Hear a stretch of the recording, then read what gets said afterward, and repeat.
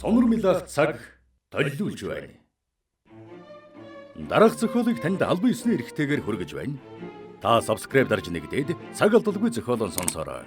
Оюуны өмчиг дээдж буй танд баярлалаа. Зохиолч Дарис сүрэн онцгой эрх 65 дугаар хэсэг. Чингэд цагийн дараа тасхар өнгөтэй Европ ховц сөмсөж цагаан цамцан дээр эрвэхээ зангаас үүсэн өндөр дүү биетэй гойлог нуруутай нэгэн ганган хүнийг дагуулсан Мураяма зоогийн газар орж ирээд тусгай бэлдсэн суудалд суусан аяна усуугийн дэргэд түүнийг хүргэж өгөөд зоогийн газраас гарлаа. За харж чана минь. Одоо хоёулаа хэдэн зүйлийг урьдчилан тохиръя. Нэгд би таныг хочоорч нэрлэхгүй. Ердөн будгий. Хоёрд хоёулаа хятадаар ярихгүй. Хар чин сахар төмөд аялгуугаар юм уу халахарж ярьсан болно. Гэхэд их эцгийсэн хайрлсан багынхаа нэрийг мартах шигсэн харж чана хэмээгдэгч гайхсан ажигламтгай харцаар аяна усыг харж байснаа. Тянжинд дой хараатаа уулзахтаа миний хочноос цаашгүй гэдгийг мэдээд заллих арга олсон юм. Харин та миний багын нэрийг хүртэл мэдж байгаа болохоор надтай уулзах гэж овоо хэдэн жил махраа шивдэ гэлээ. Будаа би чиний ажил явдалд холбогдох баримтыг ердөө сарын дотор багтаад судалсан юм гэж сахар аялгуугаар хэлэхэд буд гайхсан янзаар ноён ахмад та чинь халахгүй юм а та айл хошууны хүн бэ гэлээ. Будаа та хашир хүн гэхэд арай бүдүүлэг таам гаргаж байна шүү. Би халах хүн биш. Уг гарвалан хөөх юм бол хөхнуураар нутагтай. Ясан хөвөл цахар хүндэ. Тэгвэл та чинь хөхнүүрд очсон цахрын лэгдэн хааны дөрөн юншээ буугаас гаралтай болох нэ. Яншээ буугийн дөрөн аймаг хожим халахын цогт хун тайжин хүү арслан тайжин харьяанд явсан болохоор би таныг халах гэсэн мань талаар хэрэг биш байх нь. Будаа та Орсын их гэгэний шав байсан болохоор дэвтэр жамц буюу хөхнүүрийн түүх гэдэг зохиолыг сайн судалж дээ.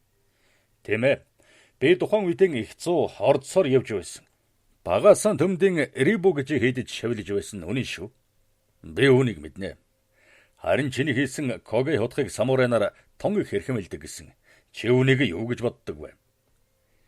Би эдний мөрдөлтөөс молторч шоронд орсон боловч самурайнаар миний гарт амнасаа алдаж яваа гэж боддог юм да. Миний бодлоор таавал тун эндүрчтэй. Самурайнаар чиний хийсэн когэгаар өвөр монголчуудын толгойг тастаж бүсэндэн зүгтэн когагаар тэглүр болгож хэргэлдэг бол яана. Ер нь когай бол дайсан гэж үтсэн хүнийхэн толгойг хярахад хэргэлдэг тэдний өвөг самурай нарын балиус шүү дээ. Гэхэд бод хундахтай сакигаан ширээн дээр тавиад аяна усуруу сүрхий харлаа. Гайхах хэрэггүй дээ. Чи самурай нартай гэдсэн хүлэх мэсвэлдлээ гэж бодож байна уу? Самурай нараа когагаар харакири хийдэг юм шүү дээ. Бод аяна усуугийн үгийг сонсоод айх шиг боллоо. Тэрээр огтүрийн бодож явсан. Гянданд байхдаа нэгэн өвгөн хятад дарахныг дагаж дарах сурах гэж үйл таман барж билээ. Тэр үед бод сэтгэлдээ миний хийсэн мэсэнд муусан самурай нар амин алдах болно гэж бодож билээ. Гэтэл будын хийсэн мэсээр самурай нар өөрийгөө биш гэмгүй хүмүүсийн толгойг хяргаж байсан гэж санахаас сэтгэл нь харанхуйлан нүдэнд нь толгойгүй бийгүй толгой харагдах шиг болов. Буд хянганы шоронгоос харбин шилж ирэхдээ битүү машинаар ирсэн. Нэг удаа Японы дажин самунд өртөгдсөн нэг жижиг тосгоны чандрууны дэргэд машинаа зогсоосон самурай нар хоригдлуудад товой хангүй болсон тосгоны чандрууг харуулж нэг хонхор товоолсон олон хүний толгойн дэрэгдүр явуулахтаа хоригдлуудыг зогсоож бие засах хүн байна уу гэж билээ. Хоригдлуудыг тэр толгойнууд дээр бие засуулах гэж байгааг мэдээд ганц ч хүн тэр цуванаас гарсангүй. Гэтэл Япон цагдаа нар хоригдлуудыг хүчээр бие засуулахын тулд зодож нүдэж овоолсон толгойнуудын дэргэд авааж хад хоригдлуудын дунд байсан мухар толгойтнууд Япон цагдаа нар руу дайрж тэндэн буудавлав.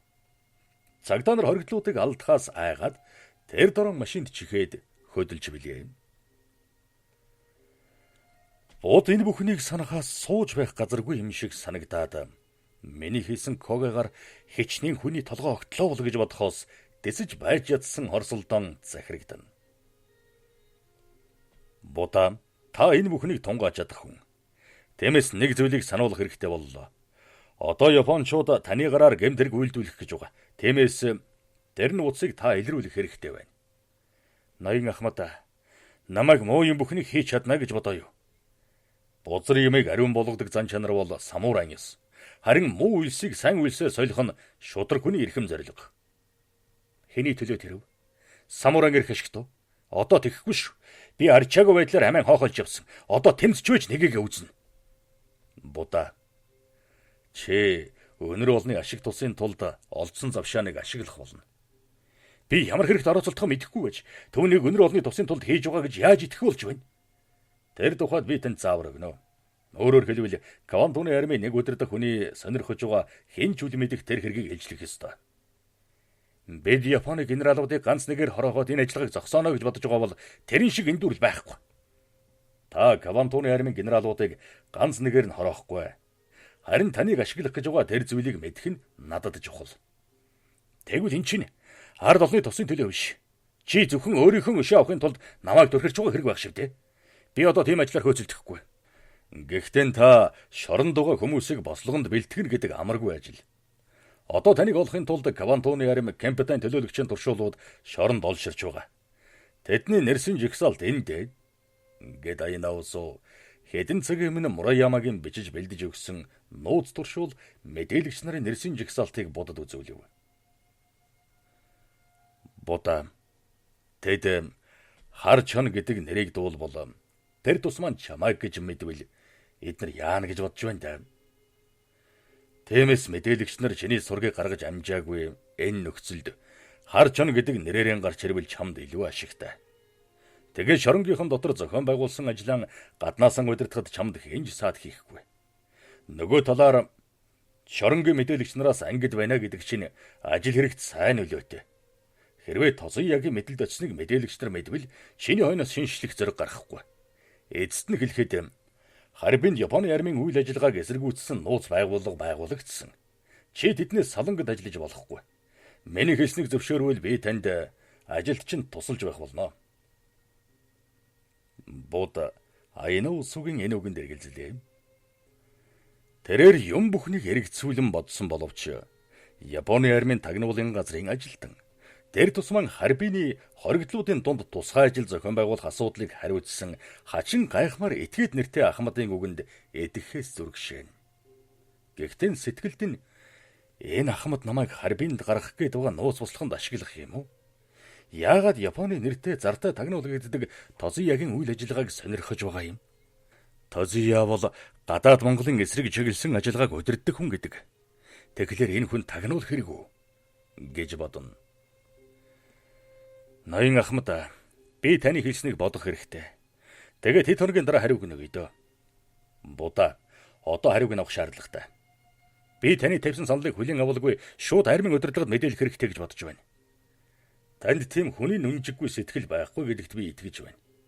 Миний саналыг зөвшөөрөхгүй байхад танд ямар ч муу юм болохгүй. Харчин шоронгийн хоригдлуудын дунд байхгүй байна гэдэг баталгаа бичээд армийн удирдлагад явуулчихна. Гэхдээ армийн удирдлага миний энэ бичгээр таныг сурвалжлах ажлаа зогсоохгүй. Харин чамайг хайх миний ажлыг зогсоох нь гарцаагүй. Ингээд өөр замаар таныг хайж олох болно. Би таны саналыг хүлээж авбал Харчон гэдэг нэрээр дахиад тодрох болж байна. Хэрвээ таны саналыг зөвшөөрөхгүй бол та намайг оролдохгүй орхих боловч би мэдээлэгч нарын өрсөлдөөний явцад амиан алдах болж байдаг. Би Харчон гэдэг нэрээр дахиад тодрохыг хүсэхгүй. Энэ чинь миний амьдралыг балалсан юм. Би түүнийг мэднэ. Жамзалын чамайг ашиглах болсны дараа Улаан Орсын хилээс гарсан олон улсын худалдааны бараатай галтрэгний цуваг дээрэмдэд сүйдгээд Харчоны сүрэг томлоо гэдэг цуурхал дэгдээдэг байсан. Тэр үед Манжуурын толгодоор морин дэлдэр хийсэж явсан чамайг Жамзалын Харчон гэдэг нэрээр Эхэдивэр гэж чамд нууц даалгавар өгч байсан.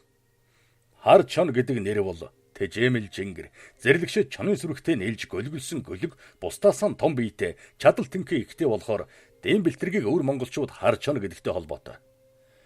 Үнэн дээр таны алдар нэр Харчонын замаар тодорсон шүү дээ. Тиймээс Квантуны армийн удирдагчдын Сенсей Тозуя таны сургийг гаргах гээд байгаа юм шүү. Би маргааш таныг олох ажиллагааны үр дүн гэлтгэх ёстой. Гэхэд Будаа Хэрвээ тантай ажиллахгүй бол та хар чоныг ижлэхгүй гэсэн амандаа хүрэх үү? Гэж лавлав. Би худлаа хэлхийг хүсдэггүй. Ноён Ахмад, таны амласан зүйл ямар ч баталгаагүй шүү дээ. Будаа. Би үнийг баталгаатай гэж үзэж байна. Чихний эмчит та үзүүлсэн бол эмч нар таныг тэр дорон дой хараа руу мэдэгдэх байсан. Одоо хар чон хоригдлуудын дотор байхгүй гэдэг баталгаанд эмч нар гарын үсэг зурчхаад байна. Нөгөө талаар таны чихний хулхинд байгаа улаан мэнгийг одоо олон хүн мэдээд байгаа шүү. Айгүй л шоронгийн мэдээлэгч нарт энэ талаар үүрэг өгөгдсөн байгаа. Ноён Ахмад, та бид хоёр чин сэтгэлээсээ ярьж байгаа боловч хар чон дахин тодорсны дараа юутай учрах гэж байгааг ярилцсангүй шүү. За тэгвэл би чамайг миний саналыг хүлээж авсан гэж үзэж болох нь. Чамайг хар чон гэдэг нэрээр тодруулсны дараа шууд Синзин рүү авч явна. Тэнд чамайг жинхэнэ мэрэгжлийн хүмүүс шалгана. Чи тэр бүх шалгалтыг давж гаргах чухал. Шалгалт миний тооцоолсноор 2-3 сар үргэлжилж мэдэх хэрэгцээтэй. Ганцхан чиний төвчээр л мэдэх хэрэг. Шалгалт давсны дараа Тозуя таныг биеэрээ хүлээн авна. Тэгэд жинхэнэ гүйцэтгэх ёстой ажлын чин талаар үүрэг өгч зааварлах болно. Тэр үед би тантай холбоо барина гэж бодож байна. Тэгэд та бид хоёрын цаашдын ажиллагаа бүр ард түмний үйл хэрэгт зориулагдах болно. Тийм үед би чамтай яаж холбоо барих вэ? Мансшу нийтийн сонинд Герман Уксаны нохоо худалдаж авах зарлал нийтлүүлэх. Би өөрөө очиулсан. Харин зарлал нийтлүүлэхийн өмнө сайн Уксаны нохоо олох сураг гаргаж байх хэрэгтэй. Сайн Уксаны нохойн тухай бичсэн ном олж цуглуулах хэрэгтэй. Тэгэд нохооны талаар баггүй мэрэгдсэн байх нь чухал. Чиний зарлалыг тагнуулын газрын сонирхох нь зайлшгүй. Тэгвэл тэдэнд буунаас нохоо илүү ихтгэлтэй хамгаалагч гээд хачирилчгаж болно шүү дээ. Ер нь Квантуны армийн ажиллагаанд оролцуулсан өдрөөс хойш таны дайсан олширно гэдэг сэтгэлдлийг удирдлага төрүүлсэн байх нь чухал. Айнаа усуусан. Та бид хоёр нэлээд ярьлаа.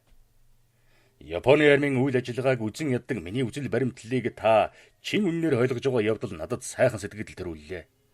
Тиймээс та хар чоныг хорлохын тулд биш, харин зорьсон зорилгоон биелүүлж өөрийнхөө нүглийг цагаатгах боломж олгож байгаа явдалд би үнэнч байх болно. Тиймээс хар чоныг олсон тухайгаан удирдлагадаа мэдэгдхийг зөвшөөрнө. Гэхэд төрөвнөөс хойш барьж суусан хундагтай Сакагаан өргөсөн Аянавсуу нэмсэглээд толгой дөхөн нүдэн ансгийнхэн сэтгэлдээ баяр баясгалантай байгаагийн илрэл болоо. Синзинд хавар эрдэх хэллээ. Монгол 6-9 хаврын ихэнх сарын 19-нд чиг усны амьсгал эхлэх ёстой ажээ. Ердөн цас мэс эмзэгхэн газраараа хайлна гэсэн үг. Чиг усны амьсгал эхлэхээс өмнө Синзин хотод цасгүй боллоо. Хотын гангачуул нэмгэн хувцас өмсөж гудамж талбайн ээвэр газрыг барин явдаг болцоожээ. Хотод хавар эхэлсний шинж ийхүү гоц мэдрэгдсэн адал Квантуны армийн штабынхан Жанжин штабаас ирэх шийдвэрийг чих тавин хүлээж өрөөнөөсөн ганц жалхам холдож чадахгүй болохоор хаврын үрх хэрхэн эхэлснийг мэдэх ухаангүй болоо. Квантуны армийн мэргэжилтэнгүүдийн боловсруулсан Номон хаан Зикано Бобоцу буюу Номон хааны ажиллагааны эхлэл гэж томьёолсон төлөвлөгөөг авч явсан Дойхара цэргийн яман танилцуулсны дараа сайд Итагаки ерөнхий сайд Хиранума толиулсны эцэст эзэн хаан Хирохитогийн сонорд хүргэжээ. Чингэвч халахгүй чиглэл буюу шилийн удгийн овооноос хул дуулын чиглэлд Номон хаан бүр давааны орчмоор эхлүүлэх Квантуны армийн ажиллагааг Комоцу бараагаар удирдуулах нууц тушаалд гарын үсэг хараахан зураагүй байв. Төлөвлөгөөг армийн Жанжин штаб алс торнд руу чиглүүлсэн 8 дахь ажиллагаа гэж товлсон төлөвлөгөөтэй уялдуулан хянсны дараа Квантуны армийн боловсруулсан Номон хаан Зикано Бобоцу гэдэг нэрийг өөрчилснийг ганцхан Дойхара мэдж байв. Шинжлэн товлсон тэр төлөвлөгөөгөөр Монголын хилийн цэргийг 5 хоногийн дотор устгаад Баян цагааны нуруунд Японы армийн фронтын удирдлагыг байрлуулах ёстой байлаа. Тэгэд армийн ардлыг хайлаастын баруун зүүн талд бэхжүүлэх инженерийн барилга байгууламж барихаар тусгай хороодыг зохион байгуулжээ. Гэвч энэ бүхнийг Квантуны армийн удирдлага мэдээгүй болохоор чих тавин ямар шийд ирэх болоо гэж сэтгэлийн дэнсэлгэн. Тозуя Жанжин штабын шийдийг хүлээхээр шийдээд Юкигийн чихэнд олигтой мэдээ дуулгалгүй Аман Жимисээр байлаа. Харин түүний сэтгэлд олон жил бодож төвчээртийг хүлээсэн бодолдон хүрэх цагийг мэдрэх тусам Яарах бодол төрж байв. Гэвч Тозия сэтгэлийн догдлон барьж халах голын ажиллагааг эхлэнгүүт Юкиг устгана.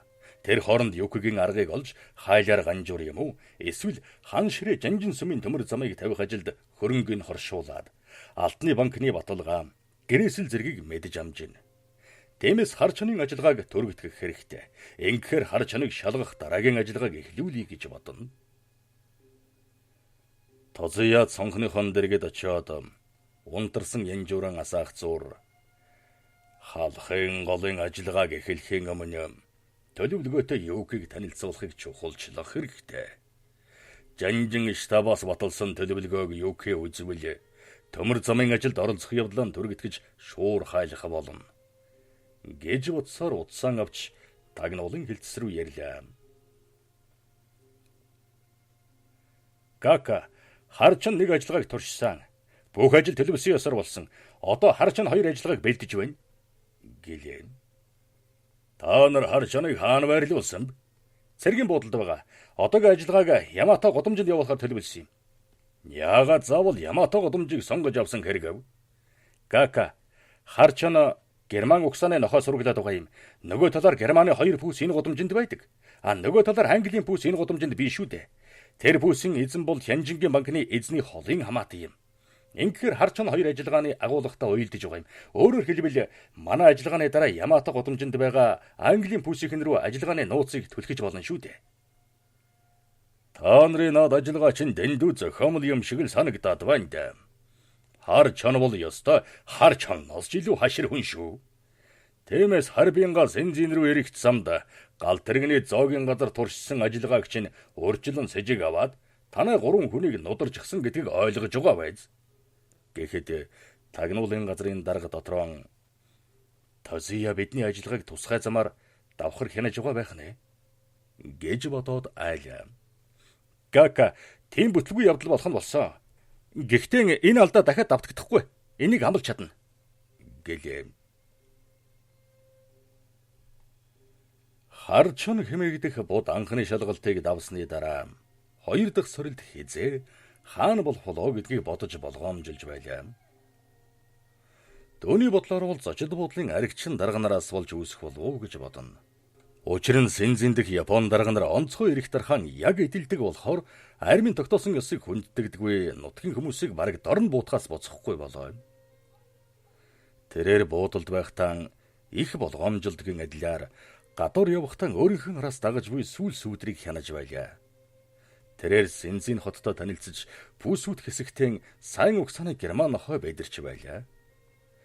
Тэгээд нэг өдөр Ямато хэмээх гудамжинд байдаг Германы 2 пүүсээр орохоор шийдлээ.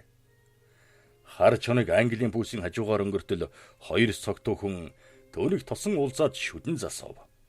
Байдлыг ажиглавал Европчууд царайтай авч хятад хувцаар хувцалсан ажээ. Би тамхи татдаггүй гэж бодог гэлтэл өндөр нуруутай Булядо байрын нэг нь амандан зуусан тамхиныхан шиг тас хазаад нулимснаа би чам заагаад өгүүдээ гэд амандах тамхин авч будын аманд зуулах гэж оролдов. Гэтэл нөгөөх нь будын баруун гарыг ар нуруунд нь эргүүлэн бариад аргаар хилээд болдгүй юм бол ингээд татуулна да гэхэд нөгөөх нь тамхин будын аманд хийх гэж хүчилвэ. Будад Жанзолингийн мэрэгжилтэнгүүд болон Японы сургагч нараар жюдоцу заалгасан болохоор иймэрхүү тоглоомыг үл тоон. Харин өөртөө ашигтай мөчийг хүлээж хүлцэнгүй зогсож байв. Будаг гарыг нь ар нуруунд нь зөрүүлэн барьсан бүдүүн эрийн хүчийг дагуулж эргэхдээ зүүн гарын дохоогоор аймхад нь хүчтэй булган явартал өнөө бүдүүн эр элгэн барин тонгоож цэхэлцээр доошоон суусхийгээд газар нугдгэсхийн унчглаа. Чухам энэ үед нөгөө нь буд руу дайрахад далайсан гарыг нь тосон барингуутаан нуруугаараа бөхөйтөл өнөө эр хам хүчрийн будын дээгүүр тэгнэгдэн тогтсхийгээд буд түүнийг нуруунд дэрэн өргсөн тэр чигээр нь хажуугийнхан байшингийн шилэн цонх руу чулуудчихлаа. Гэтэл гудамжны нөгөө талд явсан 2 хүний нэг нь газраас өндийсэн бүдүүн эрийг буудчихав. Чингтэл гудамжинд байсан Япон цагдаа нар тэднийг дорн баривчилж цагдаагийн хэсэг дээр авчирлаа. Будыг цагдаагийн дэжүүрийн өрөөнд орж иртэл гаднаас нэг Япон хурандаа орж ирээд будыг суллуулад аваад гартал цагдаагийн хэсгийн үүдэн дээр суудлын тэрэг хүлээж байв. Хар чоноо, та үүнээс хойш гудамжаар явахтан болгоомжтой байх хэрэгтэй. Саяын согтуу хүмүүс ямар хүн байсан гэж санана. Тэр цонх руу чулуулагч нь 1935 онд Тянжинд байсан Английн консулын газрын орчуулагчдын нэг. Одоо энд Английн худалдааны нийгэмлэгийн газар ажилладаг юм. Тэгээд таныг Синзийн дэрсэн явдлыг мэдээд өшөг авахар шийдсэн байна. Манайд байгаа мэдээгээр бол танд өшрөхөө хонцогнох явдал энэгээр зогсохгүй. Гудамжны нөгөө талаас буудсан хүмүүс бол Английн пүүсийн гар хөлийн хүмүүс байгаа юм. Тэднийхэн таныг устгах гээд өөрсдийнхөө хүнийг нударчихлаа. Ингэж өнөө хурандаа болсон хэрэг явдлын учрыг тайлбарлав. Харч нь хурандагийн үгийг эргэцүүлэн тунгаавал энэ бүхэн зохион байгуулсан туршилт байлаа. Түүнээс уул хэрэг гараад хагас цаг болоогүй байхад энэ бүхнийг тогтоож чадахгүй нь илэрхий ажээ. Гудамжинд болсон хэрэгээс хойш цагийн дараа тагнуулын газрын дараагаад Тозияд болсон байдлыг илтгэв. Тозияасан харч нь биднээс герман угсааны нохоо олж ирэх хүсэлт болгож байна. Гудамжинд болсон хэрэгээс болгоомжилж өөрийгөө хамгаалах нохоотой болох санаатай юм байна л да. Одоо харч нь 3 ажиллагааг эхлүүлэх өдрөмж өгөхөөр бэлтгэгдэж байгаа. Гэхэд Тозия одоо турших хэрэггүй. Та нарын туршилт надад хачин санагдаад байна. Олон туршилт хүнийг жигшээч гэж мэдэн шүү. Хар чамыг аахар шаахар ямаар өөлөх хэрэггүй. Юу ч гэсэн хэд хоногтон тэр нохоогон хайгаад таньж яваг. Гадуур явхад нь ориг саа тавьж болохгүй. Харин хяналт тал чангадаг.